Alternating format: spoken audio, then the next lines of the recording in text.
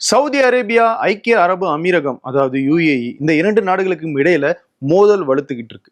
இந்த மோதல் எப்படி நடக்குது, ஏன் நடக்குது அப்படிங்கிறத பத்தி தான் இந்த வீடியோல பார்க்க போறோம். இது decode by Venkat.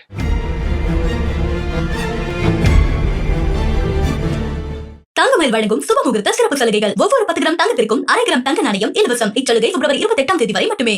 Saudi Arabia ரியாத்ல வேர்ல்டு டிஃபென்ஸ் ஷோ அப்படின்னு ஒரு மாநாட்டை நடத்துறாங்க. இந்த மாநாடு எதுக்காக அப்படின்னா, உலக அளவுல இருக்கிற ஆயுத தொழில்நுட்பங்கள், அது மட்டும் இல்லாம டிஃபென்ஸ் செக்டார்ல இருக்கிற டெக்னாலஜி அப்டேட்ஸ் இதையெல்லாம் பல்வேறு நிறுவனங்கள் வந்து காட்சிப்படுத்தி அது தொடர்பான வர்த்தக ஒப்பந்தங்களையும் ஈடுபடுறதுக்கான ஏற்பாடும் இந்த மாநாட்டில் செய்யப்பட்டிருக்கு. பிப்ரவரி 8ஆம் தேதியிலிருந்து 12ஆம் தேதி வரைக்கும் இந்த மாநாடு நடக்க இருக்கு. இதுல பல நாடுகளைச் சேர்ந்த ஆயுத தயாரிப்பு நிறுவனங்கள் வந்திருக்காங்க. பல நாடுகள் ஆயுதம் வாங்கலாமா அப்படிங்கிறத பார்க்க வந்திருக்காங்க. பல்வேறு நாடுகளுடைய அரசு பிரதிநிதிகளும் இந்த நிகழ்ச்சியில பங்கேற்றிருக்காங்க. ஆனா இந்த நிகழ்ச்சியில பங்கேற்கிறதாக இருந்த ஐக்கிய அரபு அமீரகத்தினுடைய பல நிறுவனங்கள் நாங்க பங்கேற்கல அப்படின்னு சொல்லி கடைசி நிமிடத்துல வெளியேறி போயிருக்காங்க. இது சர்வதேச அரசியல் வட்டாரத்துல கொஞ்சம் பரபரப்பாக பார்க்கப்படுது. நமக்கு இது சாதாரண விஷயமாக தெரியலாம். ஆனா இது சவுதிக்கும் யுஏஇக்கும் இடையில இருக்கிற அந்த பிரச்சனையினுடைய தொடர்ச்சியாக தான் நடந்துகிட்டு இருக்குன்னு சொல்றாங்க சர்வதேச அரசியல் பார்வையாளர்கள். அப்படி சவுதிக்கும் யுஏஇக்கும் இடையில என்னதான்பா பிரச்சனை அப்படின்னு கேட்கிறீங்களா? அதை நீங்க தெரிஞ்சுக்கணும் அப்படின்னா முதல்ல இந்த இரண்டு நாடுகளினுடைய பொருளாதார நிலைமை என்ன அப்படிங்கிறத புரிஞ்சுக்கணும். பொருளாதாரத்தை எடுத்துக்கிட்டோம் அப்படின்னா, சவுதியினுடைய மொத்த உள்நாட்டு உற்பத்தி அதாவது ஜிடிபி 1.24 ட்ரில்லியன் அமெரிக்க டாலர்களாக இருக்கு.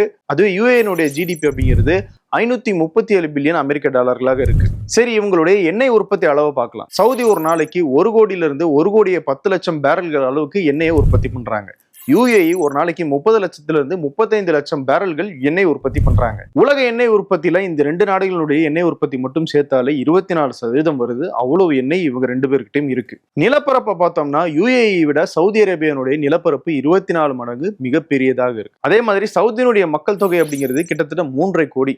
யுஏஇனுடைய மக்கள் தொகை 1,10,00,000 அப்படிங்கிற அளவுல இருக்கு. இந்த டேட்டாவை எல்லாம் பார்க்கும்போது யுஏஇ விட சவுதி அரேபியா தான் மிகப்பெரிய நாடு, அவங்க தான் பவர்ஃபுல்லாக இருக்காங்க அப்படிங்கிற ஒரு தோற்றம் உருவாகலாம். கரெக்டு தான்.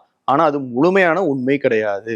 சவுதி அரேபியாவை விட யுஏஇ சில விஷயங்கள்ல மிகப்பெரிய நாடாக இருக்கு. அது எந்தெந்த ஏரியான்னு பார்த்தோம்னா, டெக்னாலஜி, ஃபினான்ஸ், சர்வதேச நாடுகளுடைய முதலீடு, டூரிசம், இது எல்லாத்துலேயுமே சவுதியை விட யுஏஇ தான் மிகப்பெரிய அளவுல இருக்கு. யுஏஇல தான் பல நாடுகளை சேர்ந்த நிறுவனங்களுடைய மிகப்பெரிய அளவிலான முதலீடு இருக்கு.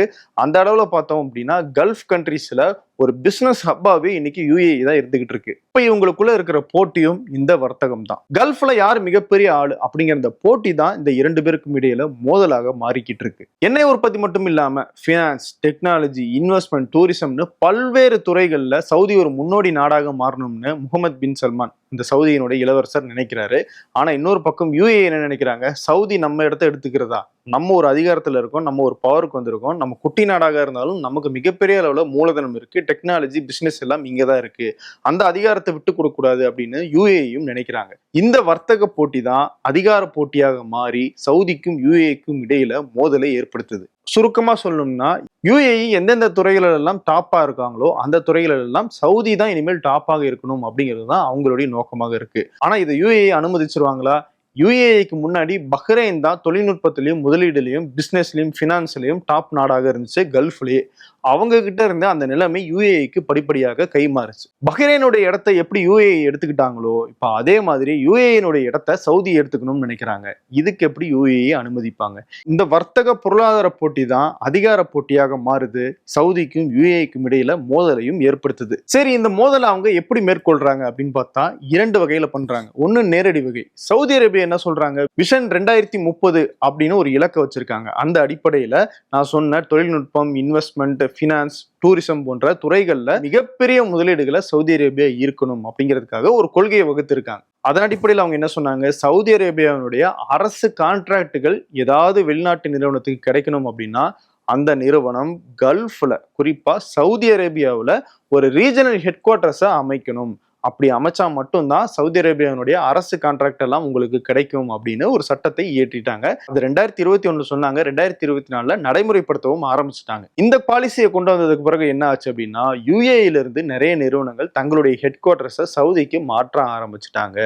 இது யுஏஇக்கு பிடிக்கல. சவுதி அரேபியா எந்தெந்த துறைகளெல்லாம் அதிக முதலீடு வாங்கணும்னு நினைக்கிறாங்களோ அதே துறைகளில் யுஏஇ கூடுதலான தளர்வுகளை கொடுத்து அட்ராக்டிவான ஸ்கீம்ஸ் அறிவிச்சு முதலீடுகளை ஈர்க்கிறதுக்கான முயற்சியில ஈடுபடுறாங்க. இதுல என்ன சிக்கலாகி போகுதுன்னா பல கார்ப்பரேட் நிறுவனங்கள் திணறாங்க. காரணம் யுஏஇ சவுதி அரேபியா பக்கத்துல இருக்கிற நாடுகள்.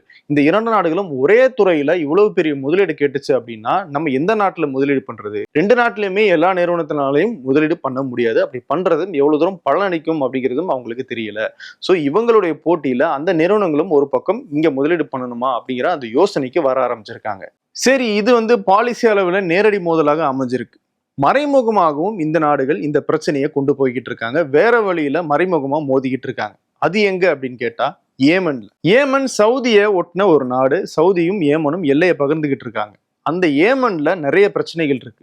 ஏமன்ல கடந்த சில ஆண்டுகளாக சிவில் வார், உள்நாட்டு போர் நடந்துகிட்டு இருக்கு. அதன் அடிப்படையில ஏமனுடைய வடக்கு பகுதியில ஹவுதிகள் அப்படிங்கிற அந்த கிளர்ச்சிப்படை அவங்க ஆக்கிரமிச்சு அவங்க ஒரு அரசாங்கத்தை நடத்திட்டு இருக்காங்க. மத்திய பகுதியில இடைக்கால அரசாங்கம் அப்படின்னு சர்வதேச நாடுகளால அங்கீகரிக்கப்பட்ட ஒரு அரசாங்கம் தங்களுடைய கண்ட்ரோல்ல வச்சிருக்காங்க. தெற்கு பகுதியை சதர்ன் டிரான்சிஷனல் கவுன்சில் அப்படின்னு சொல்லப்படுற இன்னொரு கிளர்ச்சிப்படை அவங்க கண்ட்ரோல்ல வச்சிருக்காங்க. இப்ப சவுதி அரேபியா சர்வதேச நாடுகளால் அங்கீகரிக்கப்பட்ட அந்த அரசாங்கத்துக்கு சப்போர்ட்டாக ஏமன்ல செயல்பட்டுக்கிட்டு இருக்காங்க. ஆனா இன்னொரு புறம் யுஏஇ சதர்ன் டிரான்சிஷனல் கவுன்சில்னு சொல்லப்படுற அந்த கிளர்ச்சி படைக்கு ஆதரவாக செயல்பட்டுக்கிட்டு இருக்காங்க. அதாவது சவுதி அரேபியாவினுடைய இன்ட்ரெஸ்டுக்கு எதிராக செயல்பட்டுக்கிட்டு இருக்காங்க. டிசம்பர் மாதம் ஏமன்ல ரெண்டு முக்கியமான விஷயங்கள் நடந்துச்சு. ஒன்னு, முக்காலா அப்படிங்கிற ஒரு துறைமுகத்துல யுஏஇனுடைய கப்பல்கள் மேல சவுதி அரேபியா ஒரு ட்ரோன் தாக்குதல், வான்வெளி தாக்குதல் நடத்தினாங்க. இந்த தாக்குதல் ஏன் நடத்தப்பட்டுச்சு அப்படிங்கிறதுக்கு சவுதி சொன்ன காரணம் என்னன்னா, சதர்ன் டிரான்சிஷனல் கவுன்சில் அப்படிங்கிற அந்த கிளர்ச்சி படைக்கு யுஏஇ ஆயுதம் சப்ளை பண்றாங்க, அந்த ஆயுதங்களை எடுத்துட்டு வந்த கப்பல் தான் அது அப்படின்னு சொல்லி அந்த கப்பல் மேல தாக்குதல் நடத்துறதுக்கான காரணத்தை சவுதி எக்ஸ்பிளைன் பண்றாங்க. ரெண்டாவது, ஹத்ராமௌத் அப்படிங்கிற பகுதி அது அரசாங்கத்தினுடைய கண்ட்ரோல்ல இருக்கிற ஒரு ஏரியாவாக இருக்கு. அந்த ஏரியாவை சதர்ன் டிரான்சிஷனல் கவுன்சிலினுடைய ஆயுத குழு ஆக்கிரமிச்சிடுறாங்க. சண்டை போட்டு அந்த இடத்த ஈஸியா பிடிச்சிடுறாங்க. யுஏனுடைய பேக்கப் இதுல இருக்கு அப்படின்னு சவுதி குற்றச்சாட்டு வைக்கிறாங்க. அந்த இடத்தை சதர்ன் டிரான்சிஷனல் கவுன்சில் பிடிச்சது சவுதிக்கு பிடிக்கல. காரணம், சவுதியினுடைய எல்லையை ஒட்டி இருக்கிற பகுதி தான் இந்த ஹத்ராமௌத். சரி, ஹத்ராமௌத் யார் கையில இருந்தா என்ன? ஏமன்ல என்ன நடந்தா என்ன? சவுதிக்கு என்ன பிரச்சனை அப்படிங்கிற ஒரு கேள்வி வரலாம். நான் ஏற்கனவே சொன்ன மாதிரி சவுதியும் ஏமனும் எல்லையை பகிர்ந்துக்கிறாங்க. ஏமன்ல ஏதாவது பிரச்சனை வந்துச்சு அப்படின்னா அது சவுதி அரேபியாவுக்கும் பரவிருமோ அப்படிங்கிற ஒரு அச்சம் சவுதிக்கு இருக்கு. அப்படி பரவிருச்சு அப்படின்னா தங்களுடைய நாட்டுக்கு ஒரு பாதுகாப்பு பிரச்சனை ஏற்படும். அது ஒண்ணு. ரெண்டாவது, சவுதி அரேபியா வச்சிருக்கிற விஷன் 2030 அப்படிங்கிற அந்த இலக்குக்கு அது தடையாக அமையும். எப்படி தடையாக அமையும் அப்படின்னா 2030க்குள்ள அந்த இலக்கு அடையணும் அப்படின்னா மிகப்பெரிய அளவுல முதலீடு சவுதி அரேபியாவுக்கு தேவைப்படுது. அப்படி பல நாடுகள்ல இருந்து, பல நிறுவனங்கள் கையில இருந்து சவுதி அரேபியாவுக்கு முதலீடு வரணும் அப்படின்னா சவுதி அரேபியா ஸ்டேபிளா இருக்கணும். அங்க எந்த விதமான பிரச்சனையும் இருக்கக்கூடாது. அந்த பிரச்சனை ஏமன் கிட்ட இருந்து வந்துருமோ அப்படிங்கிறது தான் சவுதிக்கு இருக்கிற அச்சம். ஆனா ஏமனுடைய பிரச்சனையை எப்படியாவது சவுதி அரேபியாவுக்குள்ள கடத்திட்டு போயிடணும், பரப்பிடணும் அப்படிங்கிற எண்ணத்தோடு தான் யுஏஇ சதர்ன் டிரான்சிஷனல் கவுன்சில் அப்படிங்கிற அந்த கிளர்ச்சி படைக்கு சப்போர்ட் பண்றதாக சர்வதேச அரசியல் பார்வையாளர்கள் சொல்றாங்க. அப்படி சவுதிக்குள்ள பிரச்சனை வந்துச்சுன்னா முதலீடுகள் வராது. அந்த முதலீடுகள் எல்லாம் எங்க போகும்? யுஏஇக்கு தான் போகும். அந்த கணக்கு போட்டு தான் யுஏஇ இப்படி பண்றாங்க அப்படின்னு சர்வதேச அரசியல் பார்வையாளர்கள் சொல்றாங்க. ஏமன் மட்டும் கிடையாது, இன்னும் நிறைய நாடுகள்ல சவுதியும் யுஏஇயும் எதிரும் புதிருமாக செயல்பட்டுக்கிட்டு இருக்காங்க. சூடான்ல எடுத்துக்கிட்டோம் அப்படின்னா சூடானுடைய ராணுவத்துக்கு சவுதி அரேபியா சப்போர்ட் பண்ணுது. ஆனா எதிரில் இருக்கிற ரேபிட் சப்போர்ட் ஃபோர்ஸ் அப்படிங்கிற ஒரு ஆயுத குழுவுக்கு யுஏஇ சப்போர்ட் பண்ணுது. சிரியாவை எடுத்துக்கிட்டோம் அப்படின்னா புதிதாக அங்க ஆட்சி அமைச்சிருக்கிற அல்ஷரா அப்படிங்கிற அந்த அதிபருக்கு சவுதி அரேபியா சப்போர்ட் பண்ணுது. ஆனா அதுக்கு எதிராக இருக்கு யுஏஇ. சோமாலியாவை எடுத்துக்கிட்டோம் அப்படின்னா அரசுக்கு சப்போர்ட் பண்ணுது சவுதி அரேபியா. ஆனா சோமாலிலாண்ட் அப்படின்னு சொல்லப்படுற தனிநாடு கேட்கிற அந்த குழுவுக்கு ஆதரவாக யுஏஇ சப்போர்ட் பண்ணிக்கிட்டு இருக்காங்க. இஸ்ரேலோட சவுதி அரேபியாவுக்கு எந்த விதமான தொடர்பும் கிடையாது. காரணம், காசாவில் அவ்வளவு அட்டூழியங்களை பண்ணிக்கிட்டு இருக்கிறதுனால நாங்க உங்களோட தொடர்பு வச்சுக்க மாட்டோம் அப்படின்னு இப்போ வரைக்கும் இஸ்ரேலோட அந்த வர்த்தகத்துக்கு போகவோ இல்ல மற்ற உறவுகளுக்கு போகவோ சவுதி அரேபியா தயங்கிக்கிட்டே இருக்காங்க. ஆனா இன்னொரு பக்கம் யுஏஇ இஸ்ரேலோட மிக நெருக்கமாக இருக்காங்க. குறிப்பா அமெரிக்காவினுடைய முன்னிலையில கொண்டு வரப்பட்ட தி ஆப்ரஹாம் அக்கார்ட்ஸ்ல இஸ்ரேலும் யுஏஇயும் சைன் பண்ணியிருக்காங்க. அந்த அடிப்படையில யுஏஇயும் இஸ்ரேலும் வர்த்தகத்தில் ஈடுபட்டு இருக்காங்க. அவங்களுக்குள்ள நிறைய தொழில்நுட்ப பரிமாற்றம், பிசினஸ் பரிமாற்றம், முதலீடுகள்னு நிறைய நடந்துகிட்டு இருக்கு. இஸ்ரேலோட யுஏஇ இவ்வளவு க்ளோஸாக இருக்கிறதையும் சவுதி அரேபியா ஒரு ஆபத்தாக தான் பாக்குறாங்க. காரணம், இஸ்ரேலுடைய அஜெண்டாவை யுஏஇ பல்வேறு நாடுகள்ல செயல்படுத்திட்டு இருக்காங்களோ அப்படிங்கிற ஒரு சந்தேகம் அவங்களுக்கு எப்பவுமே இருந்திருக்கு. இப்படி ஏமன் மட்டும் இல்ல, பல்வேறு நாடுகள்ல இருக்கிற பிரச்சனைகள்லையும் சவுதியும் யுஏஇயும் நேர் எதிராக தான் செயல்பட்டுக்கிட்டு இருக்காங்க. அதுவுமே அவங்களுடைய இந்த பவர் பாலிடிக்ஸினுடைய ஒரு பின்னணியில தான் நடக்குது அப்படின்னு சர்வதேச அரசியல் பார்வையாளர்கள் சொல்றாங்க. இதை தாண்டி இவங்க ரெண்டு பேருக்கும் இடையில ஃபண்டமெண்டலா ஒரு பிரச்சனை இருக்கு. முஸ்லிம் பிரதர்ஹுட், அதாவது இஸ்லாமிய மதத்தின் அடிப்படையில ஒரு அரசியல் இயக்கம், அதை தான் முஸ்லிம் பிரதர்ஹுட்னு சொல்லுவாங்க. இது ஒரு கட்சி ஒரு அமைப்பாக இருக்காது, பல்வேறு அமைப்புகளாக இவங்க பிரிஞ்சிருப்பாங்க. இவங்களுடைய நோக்கம் அப்படிங்கிறது ஜனநாயக அடிப்படையில நாடுகள் நடத்தப்பட வேண்டும் அப்படிங்கிறது. இன்னொரு பக்கம் மன்னராட்சிகளுக்கு எதிராகவும் இவங்க இருப்பாங்க. அந்த அமைப்புகளுக்கு சவுதி ஒரு வகையில ஆதரவு கொடுக்குறாங்க. அதன் மூலமாக வர்த்தகம் உட்பட பல்வேறு பலன்கள் கிடைக்கும் அப்படின்னு அவங்க எதிர்பார்க்கிறாங்க. ஆனா இன்னொரு பக்கம் UAE அதை கடுமையாக எதிர்க்கிறாங்க. இந்த இரண்டுமே இவங்க 2 பேரும் மோதல் இடமாக இருந்துகிட்டு இருக்கு. சரி, இந்த மோதல்னால உலகத்துக்கும் கல்ஃப் கண்ட்ரீஸ்க்கும் என்ன பாதிப்பு? சவுதி UAE இடையில வர்த்தகம் மட்டுமே கிட்டத்தட்ட 30 பில்லியன் அமெரிக்க டாலர்கள் அளவுக்கு நடந்துகிட்டு இருக்கு. சவுதியும் UAEயும் பல்வேறு வகையில கனெக்ட் ஆயிருக்காங்க. ரொம்ப சாதாரணமா சொல்லணும்னா அடிப்படை உணவுப் பொருட்கள்ல இருந்து ஆரம்பிக்குது. லூலு ஹைப்பர் மார்க்கெட் அப்படிங்கிறது UAEல இருக்கிற ஒரு நிறுவனம். அவங்க UAEலயும் ஹைப்பர் மார்க்கெட் வச்சிருக்காங்க, சவுதியிலையும் ஹைப்பர் மார்க்கெட் வச்சிருக்காங்க. இந்த இரண்டுலயும் 2 நாடுகளுடைய பொருட்களும் விற்கப்படுது. இதுல இருந்து ஆரம்பிக்குது எண்ணெய், ஜுவல்லரி, டெக்னாலஜி, ஃபினான்ஸ், இன்வெஸ்ட்மெண்ட்னு பல்வேறு விஷயங்கள்ல இந்த 2 நாடுகளும் வர்த்தகத்துல ஈடுபட்டு இருக்காங்க. UAE முதலீடு சவுதியில இருக்கு, சவுதியினுடைய முதலீடு UAEல இருக்கு, UAE நிறுவனங்கள் சவுதியில செயல்படுறாங்க, சவுதியினுடைய நிறுவனங்கள் UAEல செயல்படுறாங்க அப்படின்னு இந்த 2 நாடுகளும் இணைந்து பல்வேறு துறைகள்ல செயல்பட்டுக்கிட்டு இருக்காங்க. கல்ஃப்ல இருக்கிற முக்கியமான மணி ஃப்ளோ அப்படின்னு சொல்லுவாங்க இல்லையா, அது இந்த 2 நாடுகள் மூலமாக தான் நடந்துகிட்டு இருக்கு.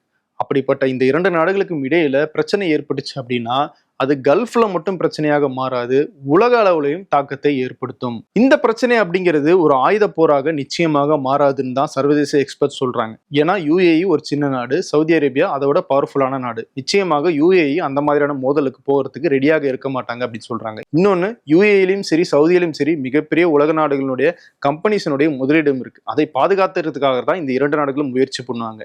நேரடியாக மோதாம மறைமுகமாக, குறிப்பா பொருளாதார ரீதியாகவும் மற்ற நாடுகள் அவங்க செஞ்சுட்டு இருக்கிற இந்த மோதல்கள் மூலமாகவும் தான் அதை அவங்க சாதிச்சுக்கிறதுக்கு நினைப்பாங்க. இவங்களுடைய போட்டி ஆரோக்கியமாக இருக்கிற வரைக்கும் பிரச்சனை இல்லை. ஆனா அது ஒரு மோதலாக மாறும்போதுதான் கல்ஃப்ல அது மிகப்பெரிய தாக்கத்தை ஏற்படுத்தும்னு சொல்றாங்க அரசியல் விமர்சகர்கள். குறிப்பாக சர்வதேச முதலீடுகள், மேற்குலக நாடுகள், அமெரிக்கா போன்ற நாடுகள் எல்லாம் கல்ஃபை எப்படி பாக்குறாங்க அப்படிங்கிறது இந்த 2 நாடுகளுடைய மோதல் எப்படி இருக்கு அப்படிங்கிறத பொறுத்து தான் அமையும் அப்படின்னு சொல்றாங்க. அதனால இந்த வளைகுடா நாடுகளினுடைய எதிர்காலம் அப்படிங்கிறது சவுதி UAE பிரச்சனையோட பின்னி பிணைஞ்சிருக்கு அப்படிங்கிறத நம்மளால இந்த இடத்துல புரிஞ்சுக்க முடியுது.